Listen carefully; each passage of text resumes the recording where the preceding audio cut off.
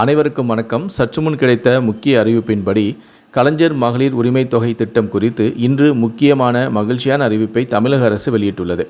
இதை பற்றி விரிவாக தெரிஞ்சுக்கணும்னா இந்த வீடியோவை கடைசி வரைக்கும் ஸ்கிப் பண்ணாமல் முழுமையாக பாருங்கள். இந்த வீடியோக்குள்ளே போகிறதுக்கு முன்னாடி இந்த வீடியோக்கு ஒரு லைக் பட்டனை ப்ரெஸ் பண்ணிடுங்க. இது வரைக்கும் நீங்கள் என்னோடய சேனலை சப்ஸ்கிரைப் பண்ணாமல் இருந்தீங்கன்னா மறக்காமல் சப்ஸ்கிரைப் பண்ணிக்கோங்க. கூடவே அந்த பெல் சிம்லையும் மறக்காமல் கிளிக் பண்ணிக்கோங்க. சரி, வாங்க இப்போ நம்ம வீடியோக்குள்ளே போகலாம்.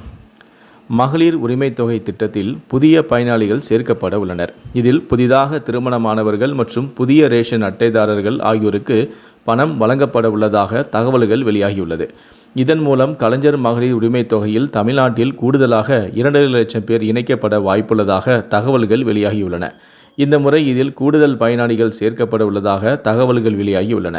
அதன்படி முன்பு முன்னாள் அரசு ஊழியர்களின் மனைவிகளுக்கு பணம் கிடைக்கவில்லை. அவர்களுக்கு இந்த முறை பணம் கொடுக்க திட்டமிடப்பட்டும் உள்ளது. அதேபோல முன்னாள் கார்ப்பரேஷன் ஊழியர்களின் மனைவிகளுக்கும் பணம் கொடுக்க ஆலோசனை செய்யப்பட்டு வருகிறது. அரசு பள்ளிகளில் படிக்கும் 6 முதல் 12ஆம் வகுப்பு வரை பயின்ற மாணவிகளுக்கு மாதம் 1000 ரூபாய் உதவித்தொகையும் வழங்கப்படுகிறது. அவர்கள் இளங்கலை படிப்பு படித்து முடிக்கும் வரை இந்த தொகையும் வழங்கப்படும். மாணவிகள் இதற்காக எங்குமே செல்ல வேண்டியதும் இல்லை. நேரடியாக அவர்களின் வங்கி கணக்குகளிலேயே இதற்கான தொகையும் செலுத்தப்படும். புதுமை பெண் திட்டம் என்று இந்த திட்டத்திற்கு பெயரும் வைக்கப்பட்டுள்ளது. இந்த நிலையில்தான் புதுமை பெண் திட்டம் போல மாணவர்களுக்கும் 1000 ரூபாய் வழங்கக்கூடிய தமிழ் புதல்வன் திட்டமும் விரைவில் தொடங்கப்படும் என தமிழ்நாடு அரசு அறிவித்துள்ளது.